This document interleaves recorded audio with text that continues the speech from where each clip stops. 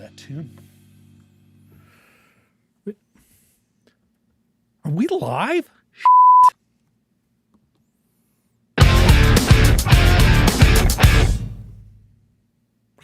Well, hello everybody, and welcome to another episode of Jim and Rob Over-Analyze Movies, the live video podcast for people who love to talk about movies as much as they love watching them. Tonight, we've got yet another great show for you. Let me take a look at what's going on here. Bear with me, everyone. There we are. Oh, look at that. Something that isn't working. What a shocker. All right. Got my show notes here, folks. Yes. Tonight, my good friend Jim Chaboyko and I are going to overanalyze the docudrama feature The Outpost, adapted from Jake Tapper's book of the same name, which was about the American experience at Combat Outpost Keating in Afghanistan and the 2009 Battle of Kamdesh there, and ask ourselves if there was any point to any of it. But first, let's bring on my co-host with the most and talk about the Writers Guild of America strike and what I am going to do about it. How you doing, Jim? Nothing of my reactions down in protest, so it's all off the top of my head. No, I'm just kidding. I'm not a member, but yeah. Good, right. Good. Excellent. Well, listen, folks, the reason I'm bringing this up, of course, the Writers Guild of America, West and East, have been out now since May 2nd, so several weeks, with no signs of any resolution. And as a matter of fact, the studios just laid off a number of support staff, janitors, secretarial, admin support, that kind of thing. And there was actually apparently a big solidarity picket the other day with these janitors and these writers. The writers have worked really hard to try and maintain some level of solidarity. Of course, the Directors Guild of America, that middle management of the film industry did a lay down deal with the producers, but everyone else seems to be holding strong.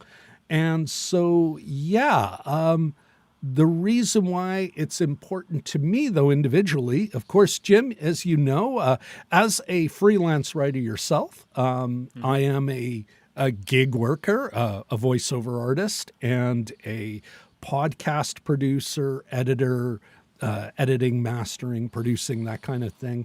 And I don't know about you, Jim, but the way I see it, if these writers, the more these writers get paid, if they achieve what they want to achieve, not just in pay, not just in fair compensation, but about how artificial intelligence is going to be used in the workplace, that kind of thing, I think that just that's a rising tide.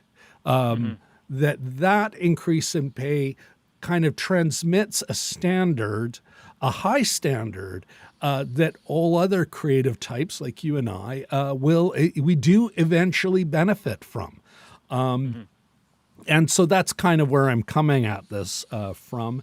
And so I've decided sure, hashtag WGA strong, and I retweet stuff on social media. But that said, I think there's more that I can do. So I have decided, Jim, that I am going to start every month until the strike's off. I'm going to take a month off from a streaming service. And the money I save from that streaming service, I will give to the WGA. They are running a benevolent fund, which helps support not just the writers on strike, but other people affected, like the aforementioned janitors, anyone who's been affected by this shutdown. And so I think I'll take the money. I don't think my first one will be next month. Disney Plus will no longer get my money. I'll take a month off from them, and I'll take that savings and I'll contribute it to that fund.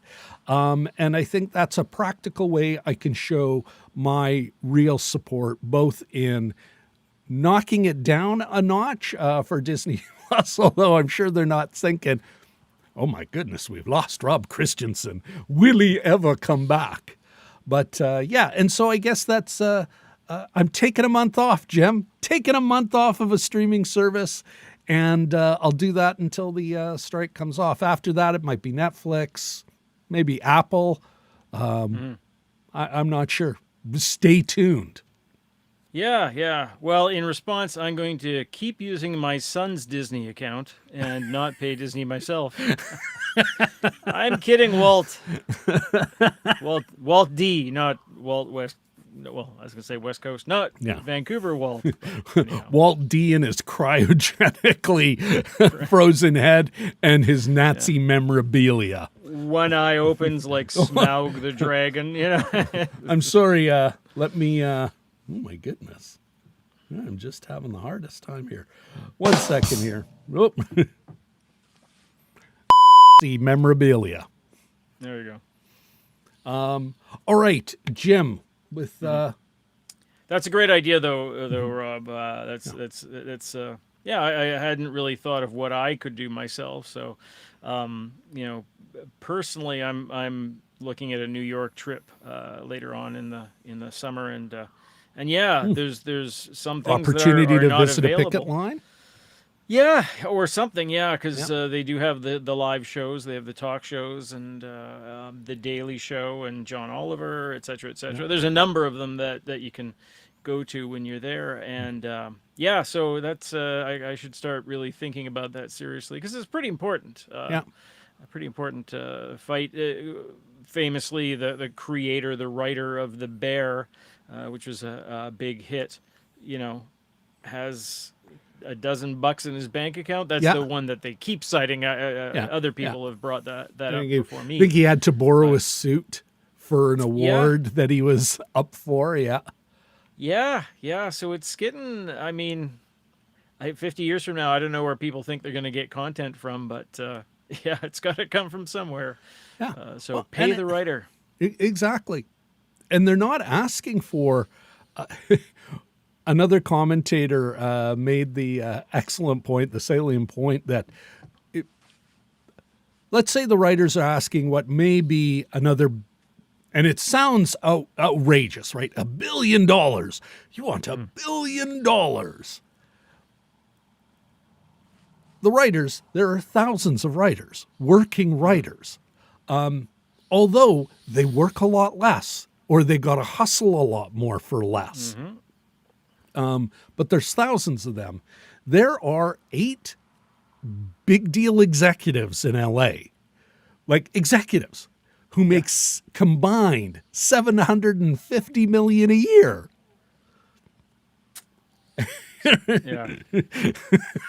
So they can green light, dude, where's my car? That's an old and reference, let me see if I can't find the thing I sent you, Jim. Bear with me, folks. Sure. Bear with me.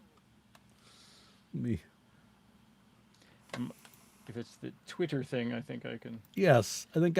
Here we go. Let's get it on the big screen there. I love this. And got it from John Campia. Posted this, but he obviously grabbed it from some social media service. But it Sal Caleros, writer-producer, makes a great point. The Shield put FX on the map. Mad Men put AMC on the map. House of Cards put Netflix on the map. Writers did that. Not some CEO. Know what you get when you put CEOs in creative lanes? You get Quibi. Now that... Quibi. Zing.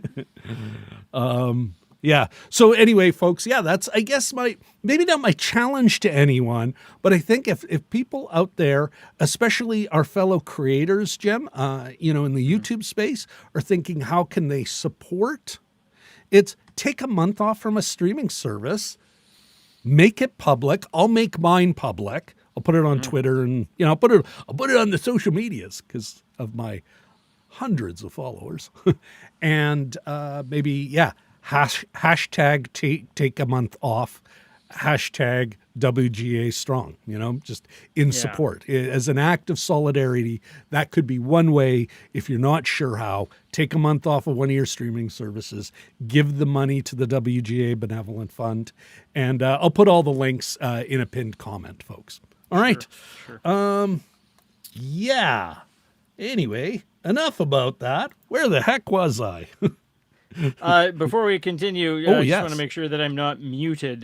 Nobody in the peanut gallery is mentioned. You are not, Jim. Good. Okay. And I think you had one word there that kind of cut off one word, but unlike the usual times, it's yeah. Anyway, let me just grab my show notes again. Where were we? Yes, that's right. Yes, back to the flick at hand. Tonight, yes. What the hell are we looking at? Yes. The Outpost. The Outpost. All right. Here's the log line from IMDb, Jim. A small team of U.S. soldiers battles against hundreds of Taliban fighters in Afghanistan. Jim, can you tell us who's who in front and behind the camera? Sure. It was directed by veteran director Rod Lurie, and based on Jake Tapper's The Outpost. Jake Tapper from CNN, who has Winnipeg connections, by the way.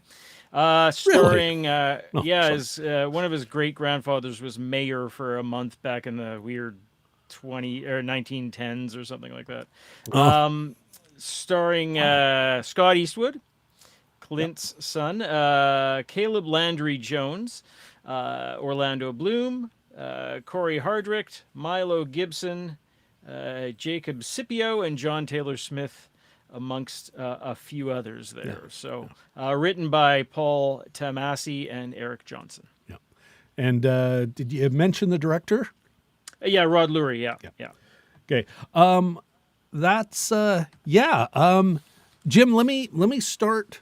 Let me ask you this right off the bat before we get into the spoiler zone.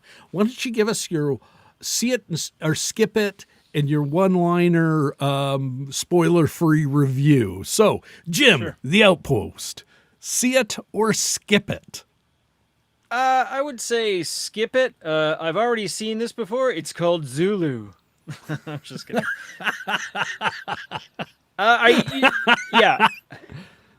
I feel that I've seen a lot of this before. It was well done. The second half is really gripping, but yeah, doesn't feel like new territory. That's here. it. And we'll get into it, I'm sure. You know what, Jim? The Outpost, see it or skip it for me. It's also a skip it. Not that it's a badly made film. It's a well-made film. It's well acted. I'm not sure the story kind of moves along, but it's kind of tough when you're trying to capture a series of anecdotes, or not anecdotes, episodes. Yeah. But yeah, it felt like we're trying to shoot a book. And it also felt like, I put it in the thumbnail. Why? I don't think this actually, in the end, for as visceral as it is, it's not really saying much of anything. All right. I think that means, bear with me here. Time for the spoiler zone. That's right, Jim, the spoiler zone. They all live. No. They all die. That's the two spoilers. They all live, they all die.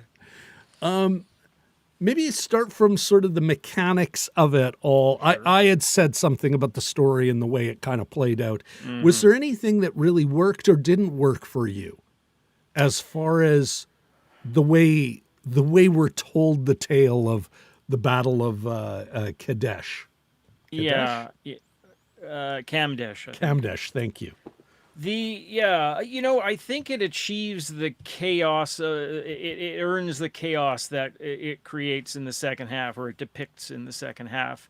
I found the second half a lot more sort of engaging. Well, of course, it's solid action for the last 45 minutes, and a lot of movies that I end up watching late at night when the family's asleep. There's a heck of a lot of machine gun fire, which I have to mute a little bit, but. Yeah, so the first half, there's a couple, what's the hook for this movie? It's something real that happened, like it's based on a real event. And I think that's part of it. And I think that's why it would probably be a better book than a movie. Like And a it was a book. Yes, yeah. So I would be Written interested. by a journalist. Yeah. And it almost feels like a journalistic exercise, but as we've mentioned, these things aren't documentaries. Anytime that you have a composite character or some other smoothing over, that's when it ceases becoming anything resembling documentary. But yeah, the first half is really going for that authenticity, and the authenticity is a bunch of guys breaking each other's balls for the first hour. And we've seen that all. We've seen it in mob movies. We've seen it in other movies about the military. And it's so much of that sort of, there's no break from that bad male energy. And I'm not trying to be sensitive here. How many gay jokes can you hear before you're I just want to put the headphones on. No. Yeah. Nope. Actually, I'm going to plug the movie into my headphones and then leave the headphones over there. Yeah. That's true. I'd be the guy who's all a bunch of homophobic jerks. I'd bring a book or my binoculars and do some Afghan bird watching. Of course, I couldn't record it because that would give away my position. But anyway, I felt that first half, you're getting that authentic feel of that sort of remote base that you're sort of confined with each other. It's a bit of a prison, but it like again, a submarine kind of vibe. Yeah. Das Boot. Yeah, but it also happens to be a bit of a slog for both them, the characters, and us.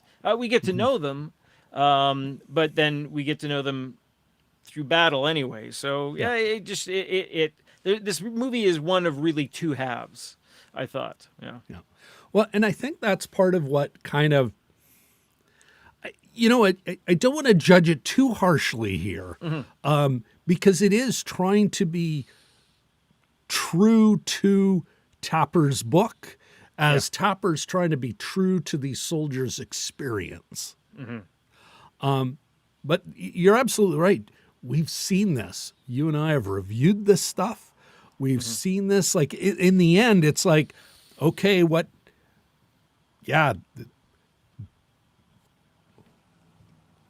I don't think I needed this movie to say that war is long lengths of slogging boredom punctuated by terror. Do you think, Jim, maybe while using this battle as a starting point, would it have been maybe better as a movie kind of saying, okay, we're gonna buy the rights to this book because we're going to use some of these components, but it's not the Battle of Kadesh. It's an almost a la Women Talking, kind of going, you know what, we're going to unmoor it from this. It's going to be any remote base Afghanistan during the American war in Afghanistan. And make more of a narrative. Do you think it would have worked better, or? Well, there's Can we talk about a whole different movie that wasn't on the screen? Yeah, exactly. Okay. Well, we get like a little screen like Minority Report and move the scenes around and stuff. Get the magic glove on and... It'd be kind of fun thing to try, but... Yeah. Sorry. There's a couple things here, and they're very lightly touched upon, and I think we'll talk about this more in theme when we get to that part, such as there are any themes, but there are a couple notes. They only talk about the larger command I think, really twice. And one is when they're tasked with retrieving a gigantic vehicle that's unsuitable for the roads and to send it back to whatever base. And it's sort of like, why do we have it here in the first place? Why do we need it moved? And of course, it leads to the death of the first CO, if I'm using that term correct. I guess Keating, commanding officer. Yeah, the Keating guy of the outpost. Yeah. And so there's that. And at the very end, it's mentioned in a little bit of a chyron that these guys did great. All these medals were handed out. They only really lost 7 guys, but so many acts of bravery. And by the way, head off, whatever command was slapped on the Head wrist office. for having them there in the first place. Yeah, Head yeah. office. Yeah, and that's kind of like, could we explore that a bit? Like, why were they there? And there was it's almost like there's no questioning in this movie of like, why? Just like you said in our own thumbnail, yeah, they came up on this. Yeah, this was the challenge. Yeah, they had to go through the ringer, and but why? And so that really isn't really touched upon. And there's sort of there's a little bit of a vacuum of true upper management leadership here. Yeah. Well, and it's interesting about the reportage, because Jake Tapper wasn't the only reporter looking at this, what happened here, especially once he handing out that many, like a couple Medal of Honor winners, Congressional Medal of Honor winners. Once they get that many medals, there are questions. And one of the award winners, he did his own piece. A couple of these folks who survived this battle did their own first-person narrative after the fact.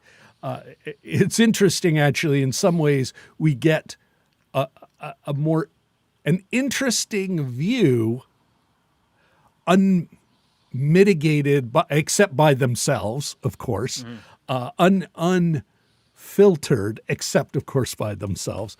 But we see a lot more soldiers. Hey, this is what happened to me as a corporal. In the middle of nowhere. It's not an officer approved, which is kind of interesting, but that's another thing they don't look at. And that's exactly why are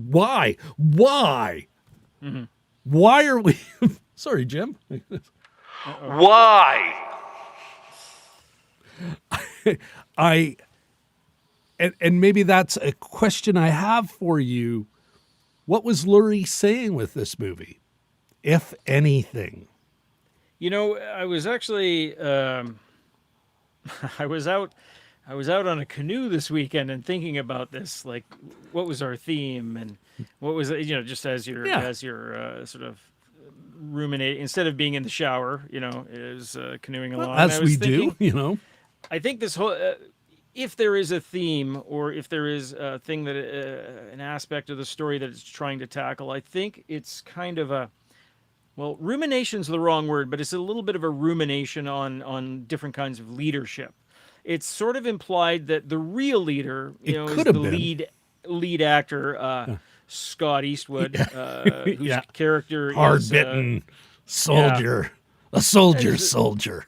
With that youthful mop of hair, even though he's probably about 40, as Romesha. Ro, they just call him Ro. Yeah. Romesha is his last name. But it's implied that the real Romesha does not look like that guy. No. Not many people do look like Scott Eastwood. But and then there's very competent people at the base. There's the lieutenant seems to what he's doing. Even the Carter, the former Marine that won't shut up about being a former Marine, who's sort of unliked. He shows some initiative.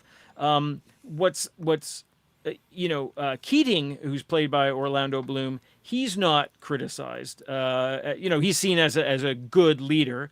But he dies in a car accident, in delivering the truck. The next guy just being in the vehicle where even his own soldiers are going, why are you even on this? And why are you driving that? Why are you driving, Dad? And it's funny how Orlando Bloom does these sort of, American military types, because he's played one in Black Hawk Down as well, I believe. Um, uh, so the next guy gets blown up, and Yeah. then they get another guy who's sort of doesn't seem to really know or have a feel of what's going on, and he's dispatched. He's moved. I can't remember the exact wording, but it's like not a good thing. He's been deassigned, for Yeah. lack of a better term. Fired. Yeah. And so, Yeah. there's It's like, different kinds of this leadership. isn't a There's good not a good fit. this isn't a good fit. And so we're going to find another place for you in the organization. Yeah. You know, you got fired from that position. So there's the off-screen leadership from Kabul or wherever they're Yeah. stationed. There's the various boots I on like the your ground. head office. These are The head office. corporations. Yes, yeah. That are sort of doing their thing. There's people that are personally in charge of maybe 2 or 3 people that may be trapped in a truck, and one guy takes, not advantage, but he takes charge of the situation. And there's just all these different kinds of leadership, and there's failures of leadership, and there's successes of leadership. And I think the whole thing is just sort of a rumination on different kinds of leadership, and some of the dangers and some of the benefits. You know what? You're giving it, and maybe I need to watch it again, Jim. Although this is the second time I've watched it. I don't know if I can. I'm my gut, my visceral reaction is you're giving it too much credit. I don't think Lurie's doing that. I think this, in many respects, just as the way Tapper wanted to capture it, is that this is, you know what? We're going to celebrate the regular soldier. And we see in a lot of war movies where commanders are weak or incompetent or just ill-suited.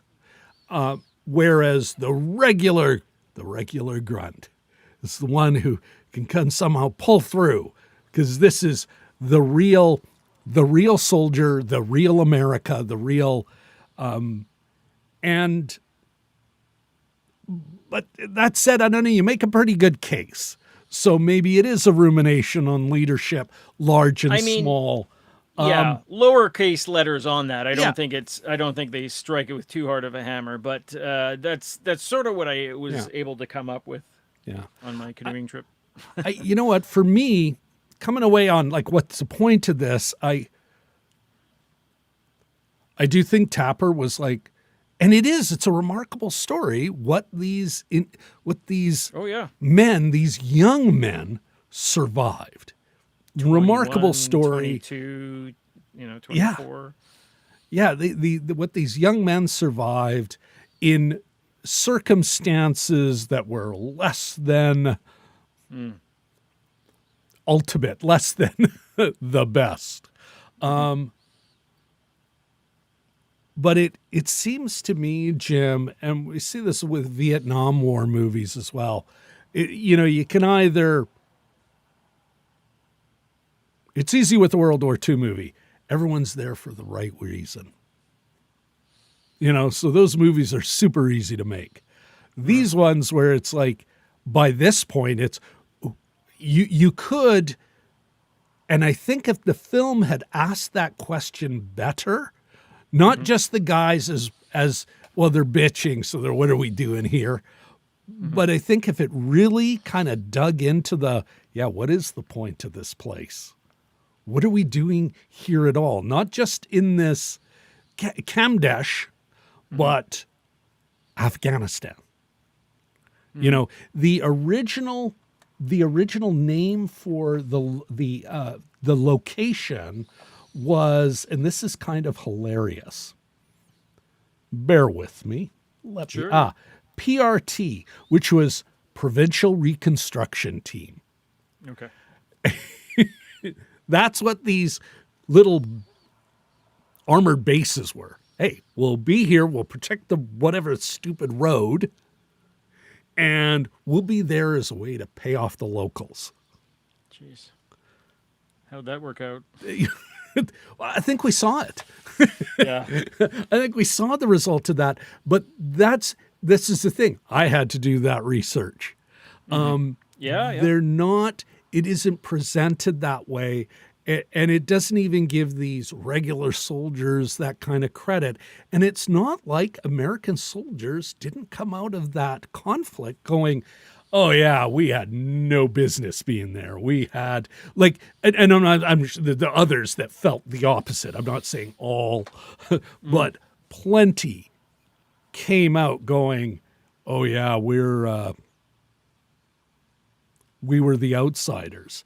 And I always find it darkly funny when these things, the Taliban are described as insurgents and they're coming from Pakistan. It's like, well, no, that's where these Afghan refugees went.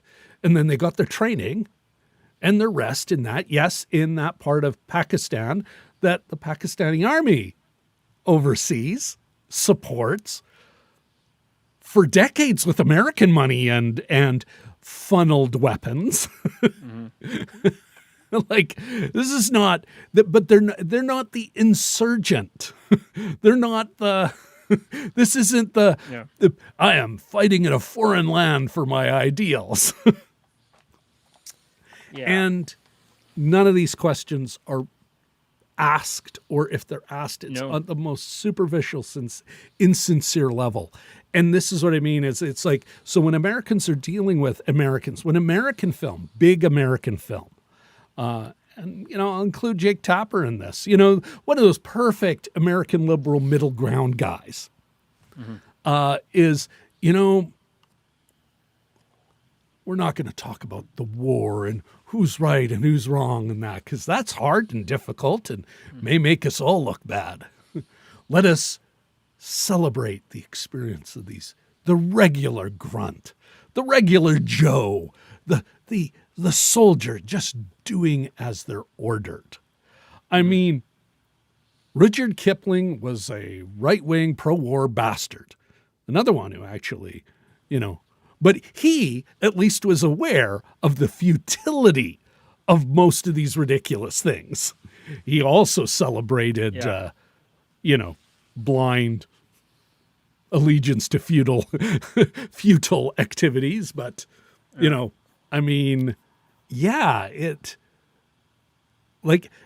not even an acknowledgement. It's like every empire has left that place. They go, they get beaten up for a while.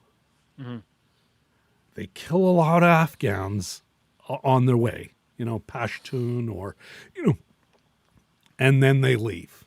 And this movie talks about none of it, questions none of it. Yeah. And that's the big why for me, Jim. Why are we even here? Why, what? The visceral, if their point is that war sucks.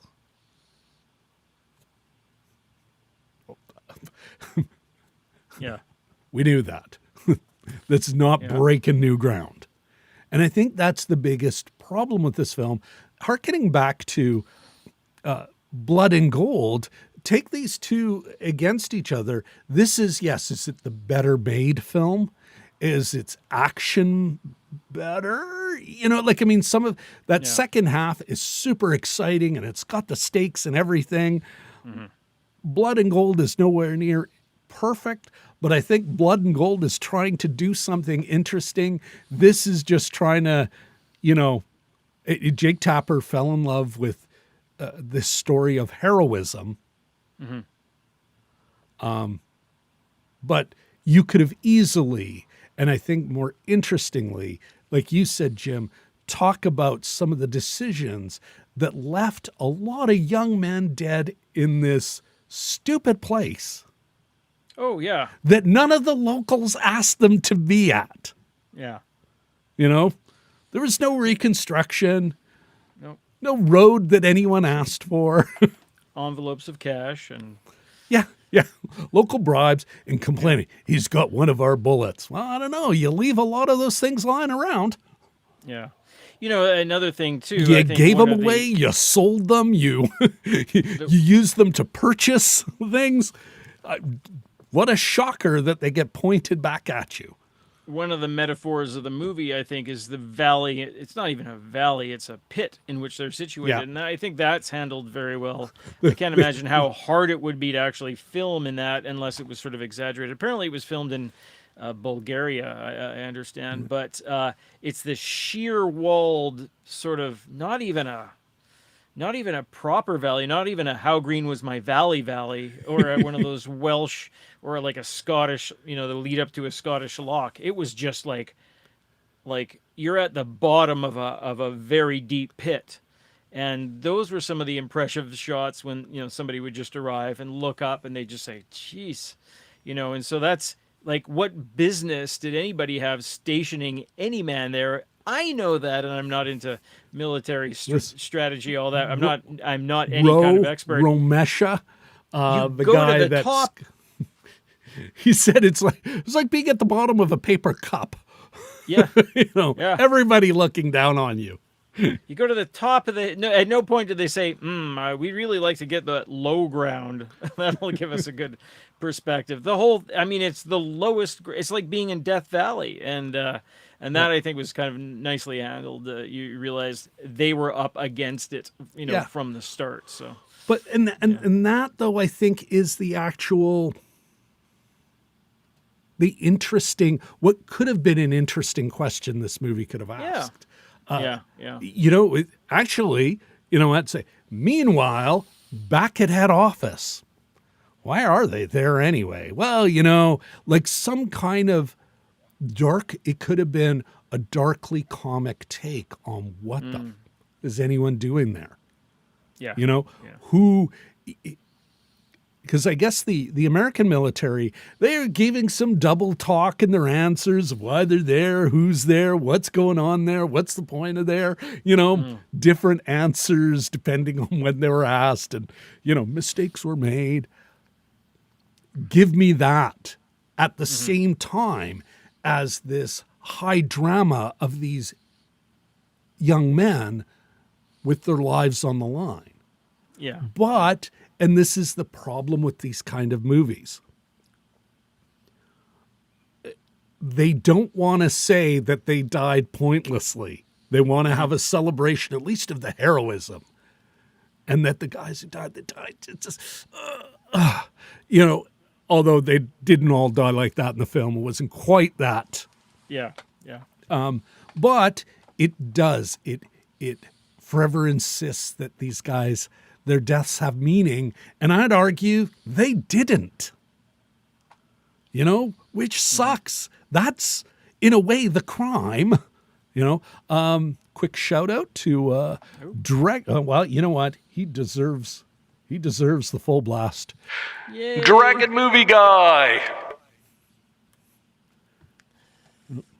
Apparently, he's loving the Monday edition of Jim and Rob. Yeah, we're as hot as Vegas here. Many thanks.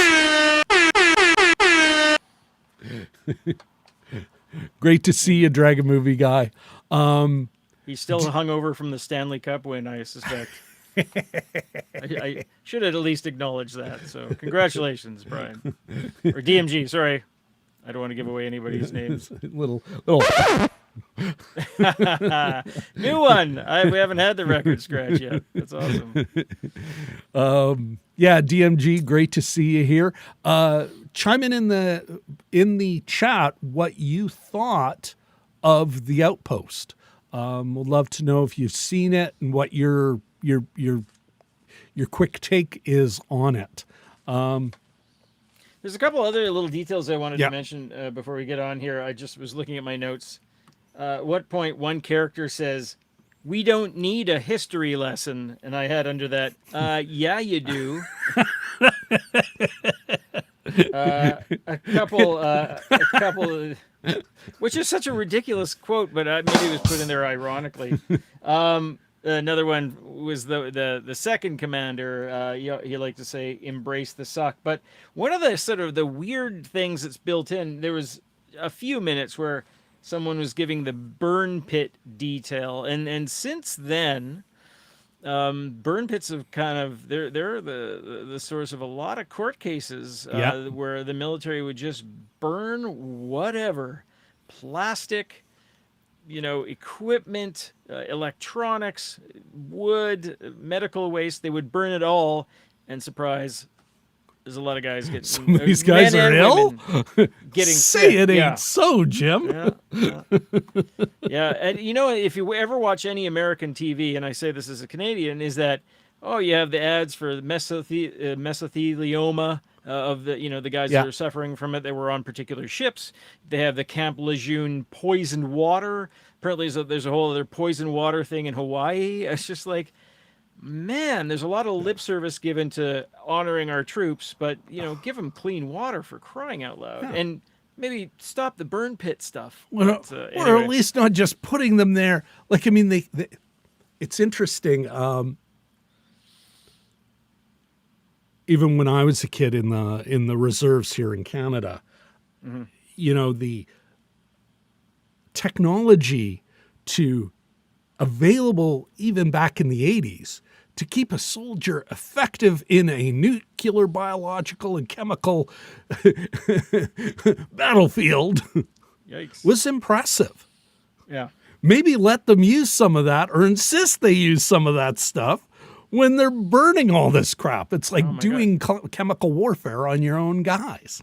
And they're talking about how much he smells when one of the characters comes back from the burn pit. I think he was actually burning, like fecal matter and things like that, and that can't be good. Yeah, like you're inhaling particulate. That. Oof, jeez.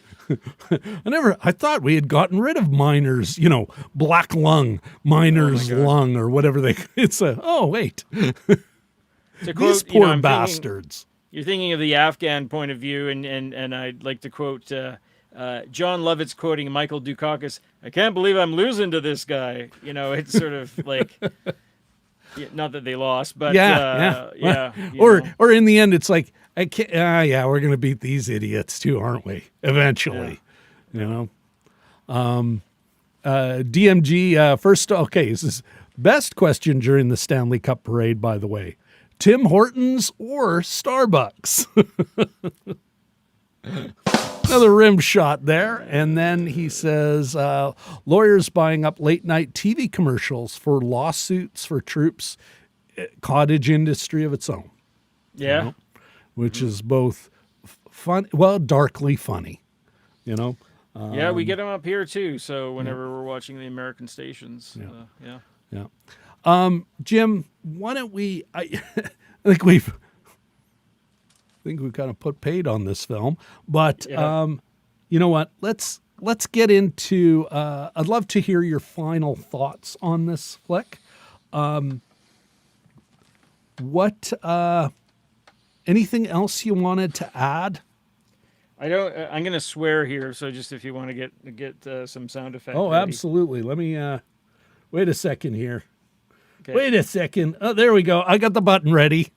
Okay, it's after the word getting, so I'll just read it. This is one of the great lines. I love getting in this shit bowl, which is sort of a very vivid quote, and it sounds like something, very military-esque. They had some details that were interesting. One of the doors opened and closed, like at Fort Gibraltar. They had a water bottle weight so that the door would close automatically, which was kind of a neat little detail. They did some things right. I think there is a level of authenticity in some of the portrayals, especially in the second half. I don't think you can, run us some of those scenes and just say, cut, let's do it again. Caleb Landry Jones plays a guy named Carter who's sort of unliked by the rest of the troops, and he sort of makes his stand. And another one of the people that wrote a piece on the Battle of Kamdesh. Yeah, that informs the writing of the script here.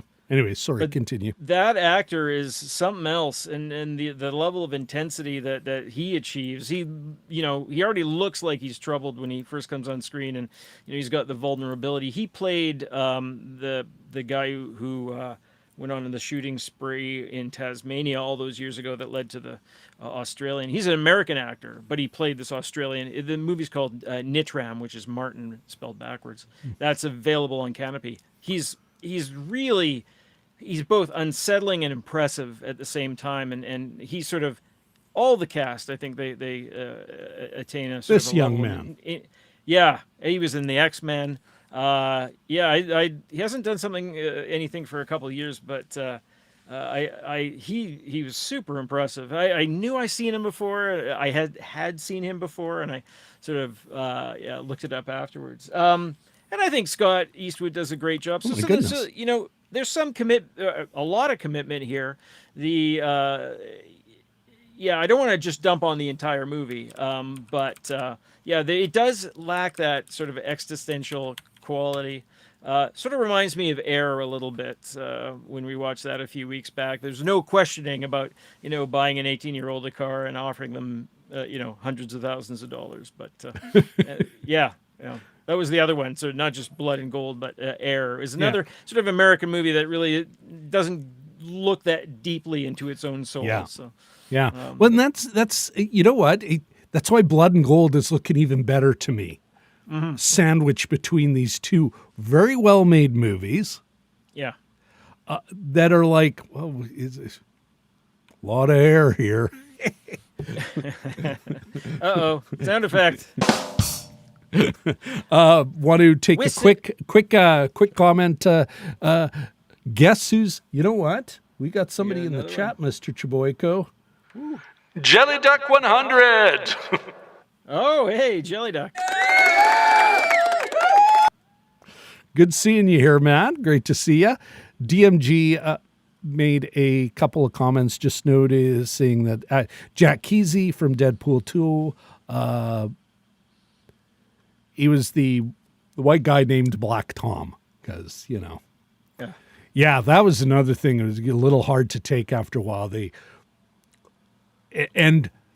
I was a kid, there was a lot of that kind of, I can't say, barracks homophobic jokes. Okay. A lot of that. But no, I cannot remember just how much it was just constant references to borderline misogynist stuff, and a lot of, racial, ethnic stuff, and even one, the gangbangers killed my cousin or something, my brother or something. I'm like, why? Mm-hmm. Is it, brown guy, gang's got to be around. And the army got him out of it. Yeah. Could make an argument. Just joined a bigger legal gang. Yeah. But DMG go on to Caleb Landry Jones was in X-Men First Class. Ahmed Jelly Duck 100. That photo of Caleb looks like the 90s. Yeah, and they've ran that they haven't changed that forever. So good one. Any other final thoughts? I did. Go ahead. I wanted to ask you, actually. Oh, there's one shot of a jet in an oil puddle that was kind of funny because I don't think they had the budget for it, but they just show the reflection of the jet. I thought, that's a nice budgetary choice. Yeah. I wanted to ask you. A stock picture. Yeah. Composited into an oil thing, and look, production values. Yeah. Sorry, you were going to ask? Earlier on we mentioned Vietnam, and do you think, if you could just sort of swap out the setting, would there be any difference between this and a Vietnam movie? No, that's exactly except I think that they would still, maybe. At least there be a bit of a larger conversation. We may have started to see a shift in the 80s. Even First Blood. The first Rambo movie. Mm. There was a class was touched on. Yeah. And this idea of the soldier is something to be thrown away after they're done with them. Mm-hmm. That these are damaged people drifting through American life.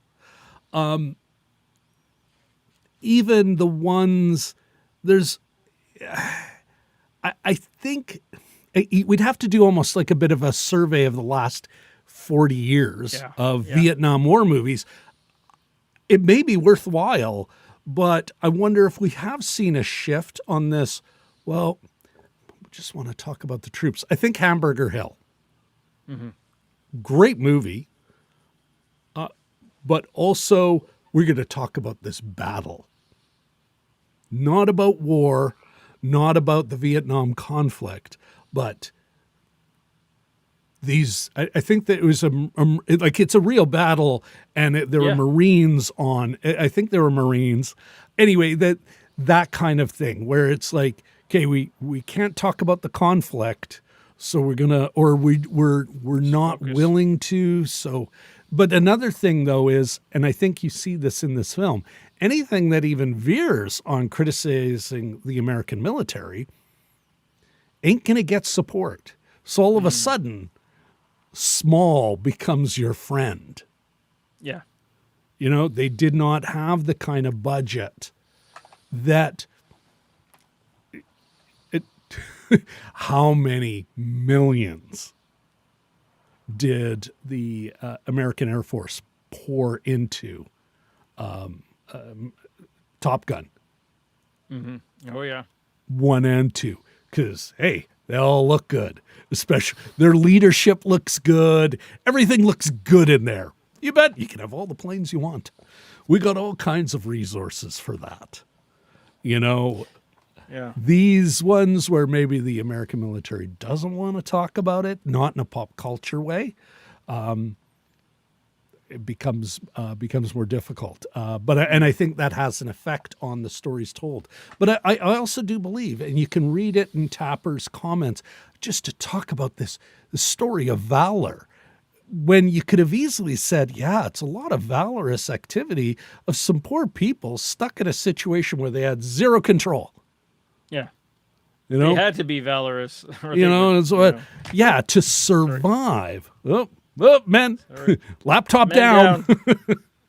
So I think that's the tough thing. That's the why of this movie or the why that I'm asking, that I don't believe they can honestly answer is, well, really like war movies.